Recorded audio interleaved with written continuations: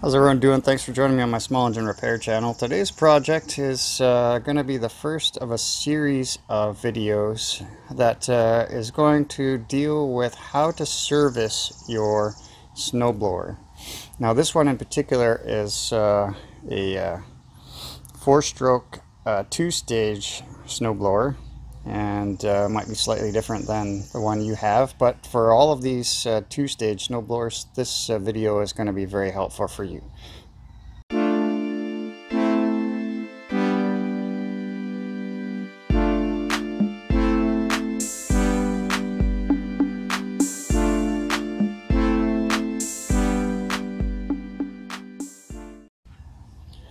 Alright, so this snowblower came into me just the other day. It's a John Deere 1130 SE. It's got a Briggs & Stratton with a 15.5 foot-pounds of torque. That's probably about 11 or 12 horsepower. Actually, I'll bet you it's 11 horsepower considering it's an 1130. So 11 horsepower, 30 inches wide.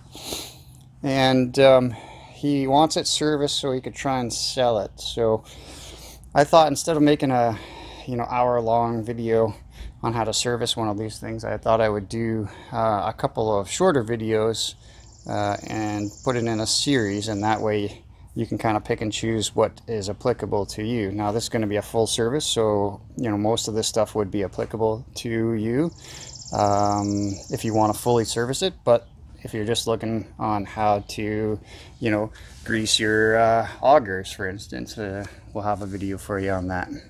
So first thing we're going to do is do a function test, because I don't know anything about this machine. He says it does run. He said it leaks some fuel when he hits the primer button, which is actually completely normal on these particular things, because when you hit this primer button, you're just shooting air into the carburetor, and that's forcing raw fuel into the carburetor, and if you push it too many times, guess what? It's going to leak. So that's not too much of an issue for us.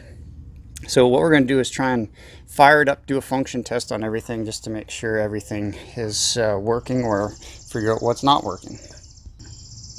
Alright, so I'm going to try and start it actually with the electric start to make sure that the starter is working, but I will pull the pull cord over now just to kind of make sure there's nothing all jammed up. Okay, so that seems to be fine. So check for fuel. Good fuel. That's some fuel, I should say. And I'll check the oil. And it's perfectly filled. Alright, so this particular machine has electric just about everything. It's got hand warmers, it's got electric chute control for back and forth, it's got a handle manually to raise and lower the chute, 6-speed transmission with 2 reverse, so 6 forward, 2 reverse, and so let's see if this thing will fire up. So for this one to fire it up, alright, it's got instructions, operating instructions here, but you need the key in, you need the choke into the choke position.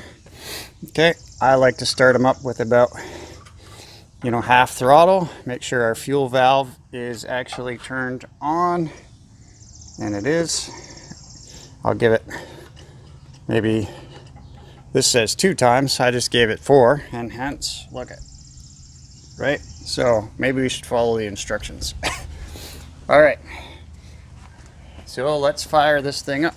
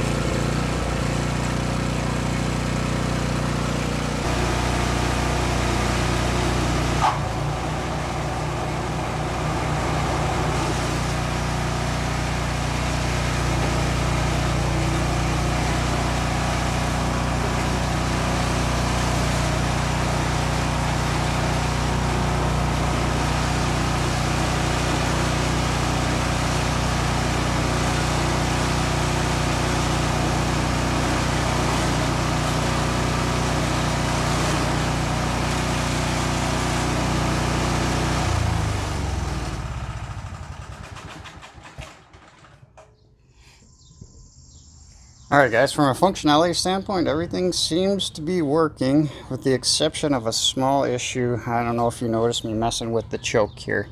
So I had the choke fully on to actually start it, and it was running really rich and puffing black smoke. So I turned the choke off and then brought the throttle up, and it seemed to kind of surge back and forth. And then I just kept putting the choke on one click at a time, and after 3 clicks it actually started to run much smoother. So we got a bit of an issue with the carburetor, I think, on this one, so we're going to take the carburetor off.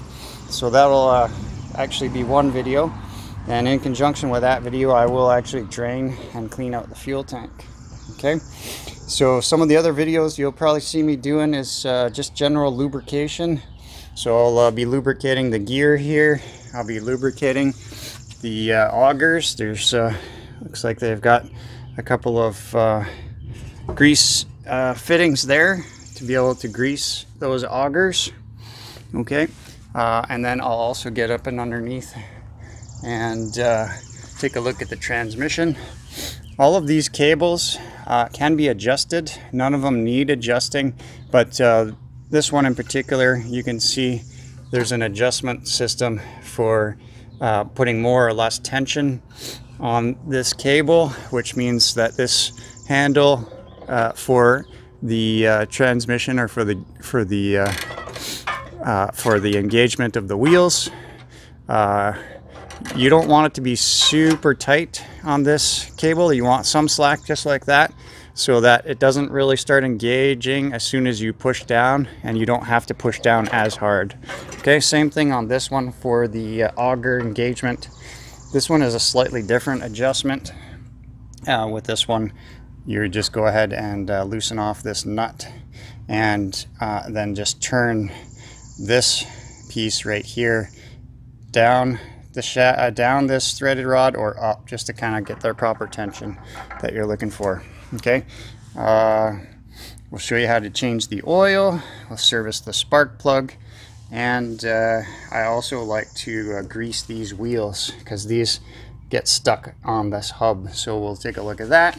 Take a look at adjusting the height of these skid shoes, and maybe even the skid plate underneath here. We'll take a look at that. So hopefully this series is going to be informative for you guys, and if you're not already a subscriber and you want to get notified when I post the next video in this series, then go ahead and hit the subscribe button and the notification bell, and then you'll be notified when the next video comes out. So this is just a general overall start to the series, guys, and I hope to see you on future videos. Take care.